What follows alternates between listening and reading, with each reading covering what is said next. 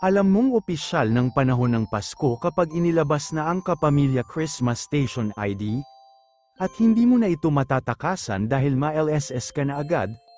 Sa napakaraming Christmas jingles ng ABS-CBN, siguradong may isa riyan na naging parte ng iyong mga core memories.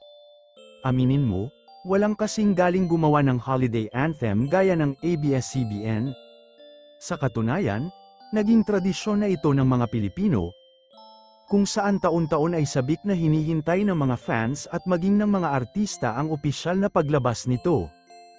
Halos lahat nga ay excited na marinig ang 2025 Christmas Station ID. Bago pa man opisyal na ipalabas ang official Christmas ID 2025 ng Kapamilya. Narito ang mga ilang kaganapan sa mga behind the scenes. Dito sa labas yun. Actually, explain ko na